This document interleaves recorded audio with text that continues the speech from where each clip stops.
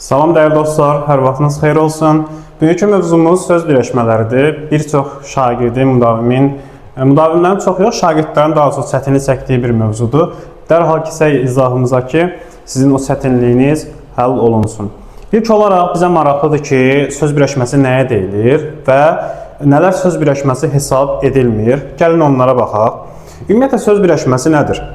Ən azı iki sözün məna və qrammatik cəhətdən birləşməsi yolu ilə yaranan birləşmələrə söz birləşməsi deyilir. Yəni, sən bir şeyin söz birləşməsi olması üçün orada ən azı iki dənə sözün olmalıdır. Məsələn, nümunəyə baxaq. Məktəbin həyəti, böyük insan, dərslərini yaxşı oxuyan, məktəbin həyətində iki sözün var. Birləşib və bir məzmun yaradıb, məna yaradıb söz birləşməsidir. Dərslərini yaxşı oxuyanda 3 dənə sözüm var. Universitet böyük həvəslə hazırlaşanda söz birləşməsidir. Birləşib bir məzmun məna yaradıb. Bu da neçə söz burada birləşib? 1, 2, 3, 4 dənə sözün birləşib. Yəni, bunlar söz birləşməsi hesab olunurlar. Amma nələr söz birləşməsi hesab edilmir? Gəlin onlara baxaq. Testdə əsasən bunlar düşürlər. Məsələn, yadda saxlayaq. İki söz birləşib bitişik yazılıbsa söz birləşməsi deyil. Ağa-dadaş sözündə ağa ilə dadaş sözü, ayaqqabı sözündə ayaq ilə qab sözü, suiti tipli sözlər, yəni mürəkkəb sözlər bitişik yazılırsa söz birləşməsi götürmürük onları. Bu bir söz hesab olunur. Ağa-dadaş bir sözdür, ayaqqabı bir sözdür. Amma söz birləşməsində ən azı iki söz, müstəqil söz olmalıdır. Daha sonra nəyə fikir vermək lazımdır? Əgər görsək ki, iki söz birləşib, amma onlardan biri köməksiz nitq hissəsidir, o zaman o da söz birləşməsi götürülmür. Məsələn, evə sarı sözündə ev əsas nitq hissəsidir, isimdir. Amma sarı axı qoşmadır və yaxud da onun üçündə üçün qoşmadır, o zaman evə sarı, onun üçün söz birləşməsi götürülməyəcək, yadda saxlayaq bu məqamı da. Yəni, köməksiz nitq hissəsi əgər iki sözdən biridirsə, olmaz. Amma belə bir məqam da burada var. Əgər mənim cümləmdə 3 dənə söz varsa, onlardan ikisi əsas nitq hissəsidirsə, biri köməksizdirsə, bu zaman söz birləşməsi götürə bilərəm. Çünki mənim şərtim nə idi? Ən azı 2 dənə əsas nitq hissəm olsun, o da varsa, ondan sonra istəyir 10 dənə köməksiz nitq hissəsi orada işlənsin, problem yoxdur, söz birləşməsi götürəcəyik.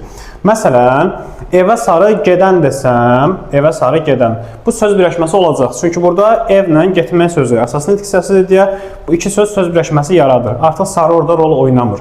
Amma sadəcə olaraq evə sarı söz olsa, birləşməsi olsa, o söz birləşməsi hesab olunmayacaq. Daha sonra, keçək növbəti qaydamıza. Deməli, daha sonra nəyə fikir vermək lazımdır? Frazeoloji birləşmələr var dilimizdə. Lüğətdə də bu formada bunlar keçirlər. Məsələn, xoşu gəlməkdir, qulaq ardına vurmaqdır, ürəyindən keçəndir və s. Bunlar da, axı biz bilirik ki, frazeoloji birləşmələr bir söz hesab olunur. Bir söz olduğu üçün söz birləşməsi götürməyəcək. Məsələn, qulaq ardına vurmaq söz birləşməsi deyil, ürəyindən keçən söz birləşməsi deyil. Sən frazeoloji birləşmə və, məsələn, frazeoloji birləşmə də qulaq ardına vurmaq.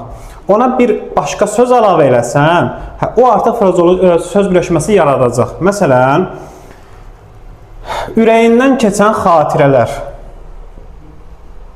Ürəyindən keçən xatirələrdə ürəyindən keçmə bir sözdür, xatirələr iki sözdür və iki sözdə artıq söz birləşməsi yaradır. Amma boş ürəyindən keçən frazeoloji birləşmədir və biz ona söz birləşməsi demirik. Yəni, bu məsələləri yadda saxlayaq. Deməli, qısa bir məzmun verək yenə də.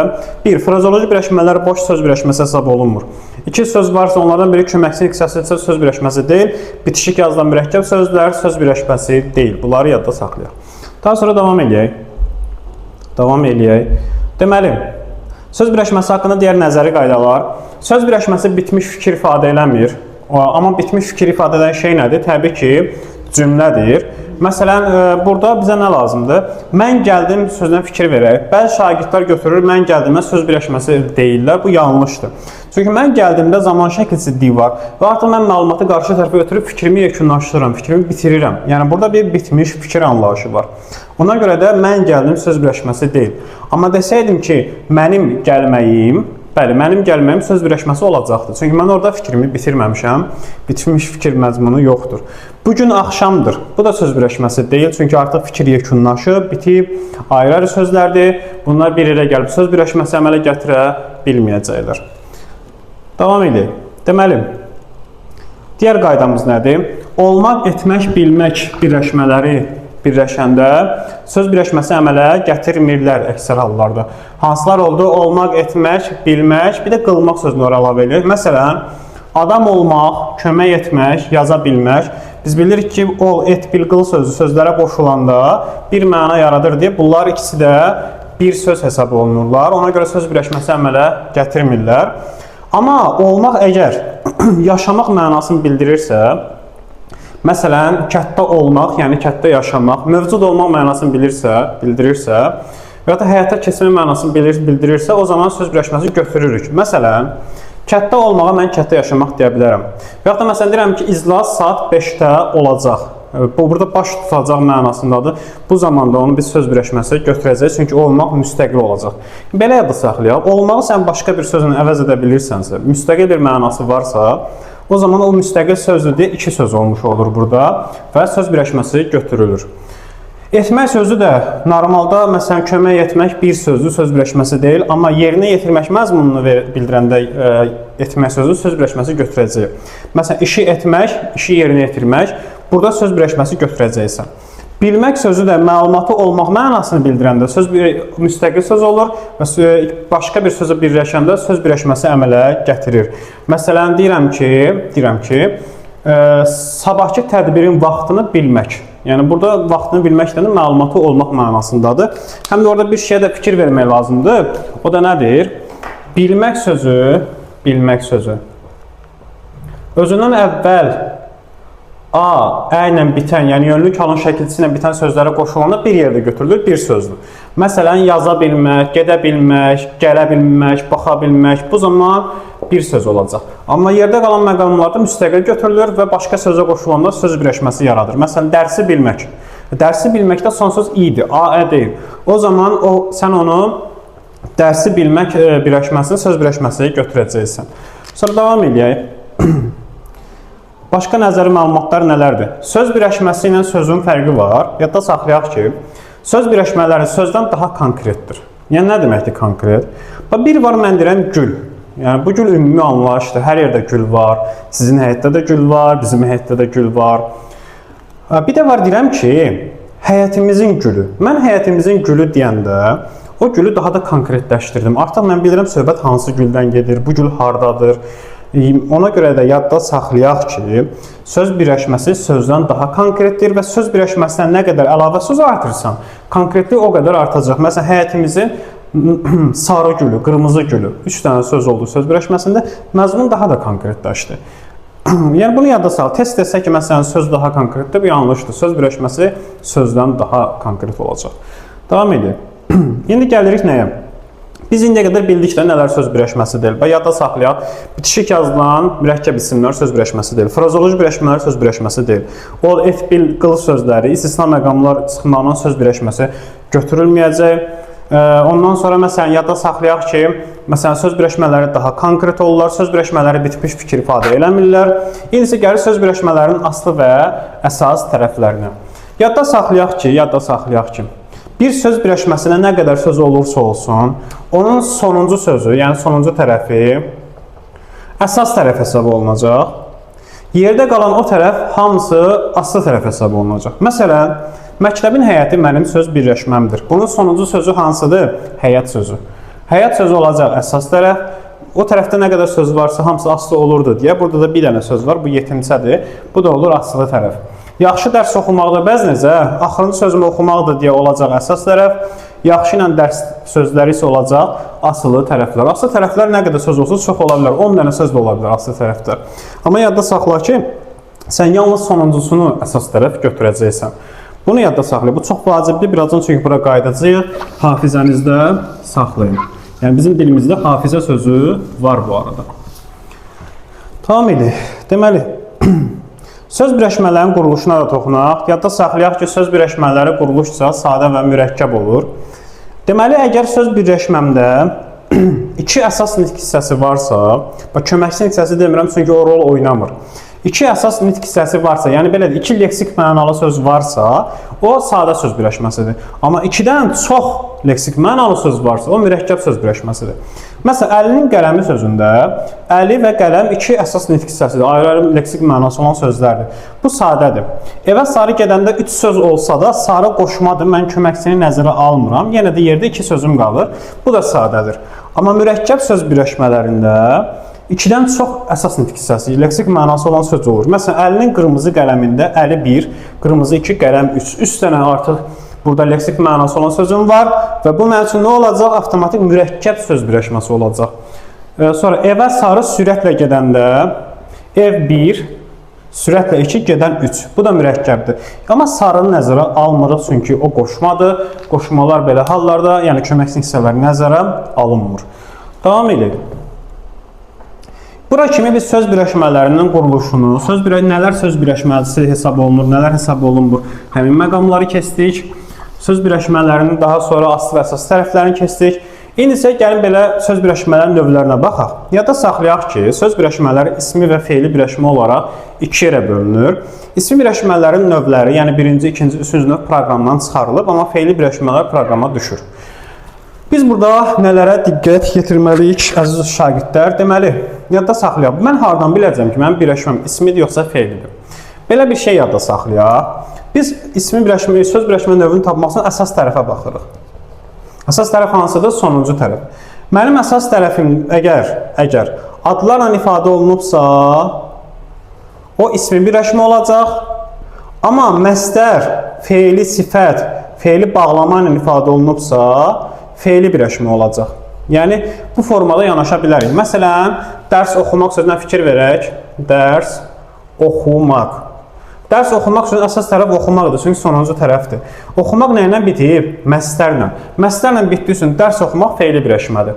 Və deyəcəksə məsdər tərkibi. Bu qədər sadədir əslində bu mövzu. Sadəcə biz yenə də bunun xırdalıqlarına toxunacağıq ki, sizin üçün mövzunun izahı tam aydın olsun. Gələk indi ismi və feili birləşmələrimizə baxaq ümumi. İsmi birləşmələrimiz təməl olaraq üç yerə bölünür. Orada indi qeyri-təyinli söz birləşmələri də var, onlara toxunmayacaq. Birinci növ təyinli söz birləşmələri necə əmələ gəlir, ona baxaq. Deməli, birinci növ təyinli söz birləşməsində birinci tərəf, yəni iki sözdən biri, yəni birinci tərəf necə sualına cavab verir? Məsələn, gözəl insan, necə insan? Yaxşı bir kitab, necə kitab? Yaxşı bir kitab. Bu arada burada bir ədatdır, çünki sifətlə ismin arasına girib. Yaxşı bir kitab, məsələn, gözəl mənzərə, qara oğlan, ətirli gül, necə olan, necə mənzərə. Yəni, necə və yaxud da hansı sualına cavab verəndə yadda saxlayaq ki, bu olur sənin üçün birinci növ təyinli söz birləşməsi. Birinci növ təyinli söz birləşmələrin arasına, yəni iki sözün arasına yalnız sən bir ədatını artıra bilərsən. Onların arasına başqa nəyisə sala bilməzsən. Daha sonra, yəni bunu qısa məlumat verəmsə, ya sadəcə sən bilməlisən ki, bu gözəl insan sözünü sən testdə görəndə bunu ismi birləşmə götürəsən. Yəni sən hökmən deyil onu birinci növ kimi əzbərləyəsən, çünki onsuz da heç bir test səndən birinci növü soruşmayacaq, proqramda yoxdur. Sadəcə ona görə izah edirəm ki, sən biləsən ki, bu ismi birləşmədir, feili birləşmə deyil. Deməli, sonra gəlirik ikinci növ təyinli söz birləşmələrinə. İkinci növ təyinli söz birləşmələrində yadda saxlayaq ki, iki sözdən birinci sözümüz olur qeyri-müəyyən gəlik halda, ikinci sözümüz isə olur üçüncü şəxsin təkinin mənsubiyyət şəkilçisi, yəni i şəkilçisi ilə. Məsələn, məktəb həyəti, arzular dünyası, qocalar evi. Məsələn, mən məktəb həyətini qeyri-müəyyən gəlik halını müəyyənlə əvəz edə bilərəm. Məktəbin həyəti, arzuların dünyası və yaxud da ki, qocaların evi. Yəni, bunu yadda saxlayaq ki, əgər burada qeyri-müəyyən gəlik halı varsa, şəkilçi gizlədilibsə, bu ikinci növ təyinli söz birləşməsidir. Bunun üçüncü növdən fərqi budur ki, üçüncü növdə deməli mən bu birinci tərəfin qeyri-müəyyən gəlik halını müəyyənə çevirirəm. Məsələn, məktəb həyəti ikinci növdirsə, məktəbin həyəti olacaq üçüncü növ. Nurayın dəftərində ın var üçüncü növ. Və 2 ilə 3-ün təməl fərqi burasındadır ki, ikinci növ təyinli söz birləşməsində yalnız ikinci tərəfdə, yəni əsas tərəfdə üçüncü şəxsin mənsubiyyət şəkilçisini istifadə edirdim. Amma mən üçüncü növdə əsas tərəfdə hər üç şəxsin mənsubiyyət şəkilçisini istifadə edə bilərəm. Məsələn, mənim kitabım, mənim kitabım. Mənim kitabımda əsas tərəfdə ın birinci şəxsin təkinin mənsubiyyət şəkilçisidir. Yəni birinci, üçüncü növdə mən bunu edə bilərəm, amma ikinci növdə yalnız üçüncü şəxsin mənsubiyyət şəkilçisini artıra bilərəm. Daha sonra üçüncü növ söz birləşməsində sözlərin ortasından mən istənilən qədər söz artıra bilərəm. Məsələn, sədaqətin gözəl çantası, sədaqətin gözəl və səliqəli çantası. Amma ikinci növdə söz artırmaq olmur. Məsələn, məktəb həyətinin arasına söz artıra bilməzsən. Yəni bunu yada saxlayaq. Ona görə bir şey bilmək lazımdır ki, ikinci növlə üçüncü növ bir-birinə hədsiz dərəcədə bənzəyirlər. Onları fərqləndirən təməl şeylər yalnız bu qeyri-müəyyənin müəyyənə çevrilməsi və mənsubiyyət məsələsidir. Bunu yada saxlayaq. Bir də bu ikinci növdə yada saxlayaq. Bəzi məqamlar var. Baxın, bəzi ikinci növ tənə söz birləşmələrində sən qeyri-müəyyənlik alıb müəyyənə çevirə bilmirsən. Məsələn, Novruz bayramına Novruzun bayramı deyə bilmirik. Çünki Novruz burada insan məzmunu bildirmir ki, onun bayramı olsun. Gənclik metrosu gənclik metrosu deyə bilməzsən, məna pozuntusu yaranır. Yaxud da qol saatına qolun saatı deyə bilməzsən, çünki bu saat qolun yox, mənim saatımdır. Və onu biz necə biləcək bu zaman? Bu yenə də ikinci növ təyinli söz birləşməsidir. Yadda saxlayaq, həmin sözü, birinci sözü, yəni şəkilsini qeyri-müəyyənlik halda olan sözü bunun sözü ilə əvəz eləməklə. Bunun sözü ilə əvəz edə bilirsənsə və məna alınırsa, deməli bu ikinci növ təyinli söz birləşməsidir və qeyri-müəyyənlik haldadır. Məsələn, Novruz bayramı bunun bayramı, Gənclik metrosu bunun metrosu və onun metrosu. Yəni bunun və onun sözlərini əvəz edə bilirsənsə, deməli bu ikinci növ təyinli söz birləşməsidir və qeyri-müəyyənlik haldadır. Bu təbii ki, şagirdlər üçün müəyyən çətinlik yaradır. Müdavimlər burada çətinlik çəkmirlər. Amma yenə də yadda saxlayaq. Bunu birinci, üçüncü növə çevirmək olmur. Bunu yadda saxlayaq. Bir də dediyimiz kimi, əgər sən burada qeyri-müəyyənlik halının olub-olmağı bilmək istəyirsənsə, bunun sözü ilə əvəz etməklə də yoxlaya bilərsən. Deməli, indi isə gəldik fe'li birləşmələrimizə. Baxın, bizim əsas məsələmiz fe'li birləşmələrdir. Çünki yenə deyirəm, ismi birləşmələrimiz adları testdə düşmür. Sadəcə ümumi bilməlisən, əsas tərəfə baxıb görsən ki, o isimlə, sifətlə ifadə olunubsa, sadəcə bilməlisən isim birləşmədir. Amma fe'li birləşmələrin mənaları testdə düşür. Fe'li birləşmə nədir? Dediyimiz kimi, əgər bir söz birləşməsinin əsas tərəfində, yəni sonuncu tərəfində məslərin, fe'li bağlamanın, fe'li sifətin şəkilçiləri varsa, təməl olaraq 90% hallarda o fe'li birləşmədir. Məsələn, dərs oxumaq, evə gedəndə, müəllimin dərslərində əla alan, an var, anda var, maq var. Deməli, bu nədir? Fe'li birləşmədir. İndi davam edir. Fe'li birləşmələr eyni zamanda tərkib də deyilir. Yəni, digər adı tərkibdir. Tərkiblə birləşmə eyni şeydir. Və tərkiblərimiz üç yerə bölünür. Fe'lin təsriflənməyən formaları ilə biz bunları bərabərləşdirik, harmoniya edirik. Məsələn, birinci tərkibimiz məsdər tərkibidir. Yadda saxlayaq, məsdər tərkibi əsas tərəfi maq şəkilsini qəbul etməklə yaranır. Məsələn, dərs oxumaq, evə getmək, yazı yazmaq. Cümlənin içində isə biz bunu belə tapırıq. Atam evə qonaq gətirməyi bəyənirdi. Baxın, bəyənirdi kim? Atam nəyi bəyənirdi? Baxın, bir suala cavab verir fe'li birləşmələr. Evə qonaq gətirməyi. Evə qonaq gətirməyi bir suala cavab verdiyi üçün, həm də əsas tərəfdə maq şəkilçisi olduğu üçün deyirsən ki, mən burada məsdər tərkibim budur və yazırsan məsdər tərkibi. Bu formada sən məsdər tərkibi tapırsan. Yəni, nə edirik? Xəbəri tapdıq, mübtədamızı ayırdıq, mübtəda xəbərlə bir yerdə götürdü, tərkibə bağlanmır. Mənim tərkibim hansı oldu? Bu hissə oldu. Evə qonaq gətirmək hissəsi. Deməli, məsdər haqqında məlumatlara fikir verir. Məsdər cümlədə mübtəda ola bilər, kim suala cavab verər, tamamlıq olar, nəyi, nədən suala cavab verər, sonra. Bu arada, məsdər cümlədə kim sualına yox, nə sualına cavab verir. Burada fikrimizdən çıxıb bu. Çünki məsdər axı insan anlayışı bildirmir. Deməli, tamamlıq ola bilir, ismi xəbər ola bilir, bir də məqsəd zərfliyi olur. Deməli, məsdər nələr ola bildi? Mübtəda, tamamlıq, ismi xəbər, bir də ki, məqsəd zərfliyi. İndi biz cümlə üzvlərində bunların hər birini ayıraraq toxunacağıq sizinlə. Sonra gələk fe'li sifət tərkibinə. Bax, yenə də sadəcə əsas tərəfə fikir veririk. Əsas tərəfdə məslərin yox, fe'li sifətin şəkilçilərini qoysam olur fe'li sifət tərkibi. Şəkilçilər hansılardır? An, mış, malı, asıdığı, acaq şəkilçiləridir. Məsələn, dərslərini yaxşı oxuyan uşaq yüksək bal yığdı. Gəlin cümləni təhlil edək. Deməli, kim yığdı? Uşaq yığdı. Hansı uşaq? Dərslərini yaxşı oxuyan. Bu bir yerdə hansı suala cavab verir? və eyni zamanda əsas tərəfdə, yəni sonuncu sözümüzdə fe'li sifətin an şəkilçisi var. Hə, deməli bu mənim üçün artıq nə olacaq? Fe'li sifət tərkibi olacaq. Yəni bir yerdə götürəcəm, çünki bir suala bir yerdə cavab verəcək. Deməli, sonra bir də siz burada nəyə fikir verməlisiniz, əziz şagirdlər? Baxın, ən burada diqqət yetirməli olduğunuz məqam nədir? Gəlin bu ikinci cümləyə baxaq. Oxuyan uşaq imtahanda yüksək bal yığdı. Bu cümlə bu cümlənin fərqi nədir? Burada dərslərin sözü işlənib və yaxşı sözü işlənib, burada isə onlar işlənməyib. İndi burada biz nəyə fikir verməliyik? Baxın, burada oxuyan sözü sadəcə olaraq fe'li sifətdir. Fe'li sifət tərkibi hesab edilmir. Niyə? Çünki biz demişik, bir şeyin tərkib olması üçün söz birləşməsi olmalıdır. Bəs söz birləşməsində neçə söz işlənirdi ən azı? 2 söz işlənirdi, elə deyilmi? Amma oxuyan sözündə özündən əvvəl heç bir söz yoxdur. Özündən əvvəl heç bir söz toplaya bilmədiyi üçün, yığa bilmədiyi üçün bir söz hesab olunur. Ona görə bu tərkib yaratmır. Sən deyəcəksən ki, burada oxuyan sözü sadəcə və sadəcə fe'li sifətdir. Amma sən ona durub fe'li sifət tərkibi deyə bilməzsən. Niyə?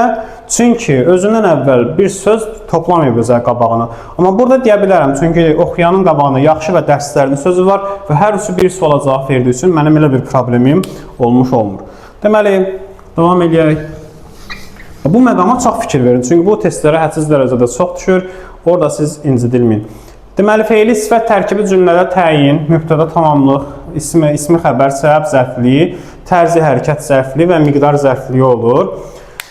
Və hətta fe'li sifət tərkibi cümlədə zaman zərfi məzmunu da bildirə bilir. O da necə olur? Məsələn, deyirəm ki, o evə çatan kimi mən ona zəng vurdum. Nə zaman zəng vurdum?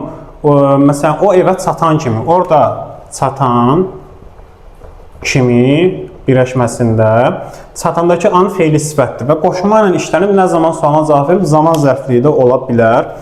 Və yaxud da ki, tərzi hərəkət zərfliyi necə olur? Deyirəm ki, mən onu dərslərini oxuyan gördüm. Dərslərini oxuyan gördüm. Sual verin, mən onu necə gördüm? Dərslərini oxuyan. Necə suala cavab verir? Və eyni zaman fe'li izah edir. Bu zaman tərzi hərəkət zərfliyi olmuş olacaq. Sonra davam edək. Fe'li bağlama tərkibinə gələk. Fe'li bağlama tərkibi də dediyimiz kimi fe'li sifət və məsdər tərkibindən tək fərqli şəkilçiləridir. Şəkilçiləri əzbərləyəcəyi uşaqlar. Yəni, ıb, aradmadan, dığı, arkan, anda, sonra məsələn, mamışdı, adı, armazdı. Bunlar fe'li bağlama şəkilçiləridir və sən cümlədə bu şəkilçi əzbərləyəndən sonra yalnız cümlədə öz sualı verib bunları tapacaqsın. Məsələn, əmim oğlu Bakıdan gələndə çox sevindim. Sevindim kim mən? Nə zaman sevindim? Əmim oğlu Bakıdan gələndə. İndi qulaq asın. Siz soruşa bilərsiniz ki, ay müəllim, niyə əmim oğlu sözünü bu tərkibə bağladıq, müstəqil götürmədik? Çünki əmim oğlu sözü xəbərlə əlaqəyə girə bilmir. Baxın, sevindim. Əmim oğlu sevindim deyə bilərsinizmi? Yox. Yəni, əmim oğlu ilə bu sevindim arasında heç bir bağ əlaqə yoxdur. Bu zaman, əgər sən mübtəda kimi düşündüyün söz xəbərlə əlaqəyə girmirsə, o mübtəda deyil. Elə hallarda sən onu tərkiblə bir yerdə götürəcəksən, tamam mı? Mən inşallah tərkibin tapılmasına da ayrı bir video çəkəcəm. Yəni, burada sadəcə bir ümumi izah keçirəm deyə. Yəni, siz bunu bilin. Xəbərlə əlaqəyə girmirsə, o mübtəda götürülmür. Mübtəda götürülmürsə, tərkiblə bir yerdə götürülür. Yəni, əmim oğlu Bakıdan gələndə fe'li bağlama tərkibi olacaq. Belə, deməli, İndi bəzi məqamlara gələk, bəzi məqamlara. Biz sizə demişdik ki, normalda əsas tərəfdə məsdərin fe'li bağlama şəkilçiləri varsa, onlar fe'li birləşmə götürülür. Amma istisna məqam nədir? Əgər məsdərin fe'li sifətin şəkilçiləri üçüncü nöqtəyin söz birləşməsinin içindədirlərsə, o ismi birləşmə olaraq qalır. Məsələn, onun oxumağında, onun sözündə yəlikal, oxumağı sözündə mənsubiyyət var. Bu zaman artıq maq şəkilsindən sonra mənsubiyyət və onun birinci sözündə yəlikal olduğu üçün bu üçüncü nöqtəyin söz birləşməsi, yəni ismi birləşmədir. Belə məqamları ismi birləşmə götürəcəksiniz. Və yaxud da onların danışanları, yenə onların sözündə yəlikal, danışanları sözündə mənsubiyyət var. Belə yadda salın, sən yəlik mənsubiyyət əlaqəsini gördünsə, artıq bu an şəkilsi rol oynamır, fe'li birləşmə hesab edilmir. Bunu yenə də sən ismi birləşmə olaraq götürəcəksən. Əgər mən bu onların sözünü silsəydim, burada onun sözünü silsəydim, təkcə mənsubiyyət olsaydı, bəli, o fe'li birləşmə idi. Amma yəliklə mənsubiyyət o söz birləşməsini bağlayanda, mən ona avtomatik olaraq artıq ismi birləşmə deyəcəm. Burada mənim istisna şəkilçilərim varmı? Təbii ki, var. Deməli, dığı şəkilçisi istisnadır fe'li sifətin. Bir də azaq şəkilçisi var fe'li sifətin, o istisnadır. İndi azaq testlərə çox düşmür, amma dığı düşür. Məsələn, yadda saxlayaq. İstisna olaraq onun oxuduğu sözündə yenə də onun yəlik aldı. Şagirdlər burada oxuduğu deyirlər ki, müəllim, dıqdan sonra u mənsubiyyəti var. Məqam belədir ki, əziz şagirdlər, burada yadda saxlayaq ki, bilirik, biz dığı şəkilçi bir şəkilçidir. Yəni, dıqdan sonra qoşulan mənsubiyyət ondan bir yerdə götürülür də. Bu zaman artıq burada yəlik al olsa belə, burada müstəqil mənsubiyyət yoxdur. Dığı bir yerdədir, yəni mənsubiyyətim yoxdur deyə. Dığı şəkilçisini gördümsə, üçüncü növə bənzəyirsə, mən buna fe'li birləşmə deyəcəm. İstisna məqamıdır bu. Yəni, yerdə qalan şəkilçilərdir, məsələn, maqdır, fe'li sifətin digər şəkilçiləridir. Bunlar yəlik mənsubiyyətə birləşəndə olur sənin üçün ismi birləşmə. Amma dığı şəkilçisi, bir də acaq şəkilçisi fe'li sifətin gördünsə belə bir hala qoşulub, sən onu yenə də fe'li birləşmə götürəcəksən. Yəni, bu dığı burada istisna məqamıdır. Bunu yadda saxlayaq. Deməli, tərkiblərin tapılması məsələsi yenə də deyirəm. Ümumi söz birləşməsi haqqında mən sizə məlumat verdim. Tərkiblər üçün ayrı bir video çəkəcək. Bu dərs çox uzun olmasın, siz də sıxılmayasınız. İnşallah tərkibləri də tapmaqla siz bütün fe'li birləşmə problemlərinizi həlləmiş olacaqsınız. Ümid edirəm, fe'li və ismi birləşmələr haqqında məlumatınız oldu. Əsas tərəf nədir, aslı tərəf nədir, söz birləşmələrin quruluşu necə olur, nələr söz birləşməsi hesab edilmir. Yəni, bunu yaxşı öyrənsəz, yəni siz artıq sintaksis mövzusunda təməl anlayışları bilmiş olacaqsınız. Ona tövsiyə edirəm ki, bu izaha baxandan sonra yeni testlərdə işləyin ki, bu bilik sizdə daha da güclənsin. Növbəti videoları bəyənməyi yaddan çıxarmayaq, kanala abunə olmağı yaddan çıxarmayaq. Növbəti çəkilişlərdə görüşənədək.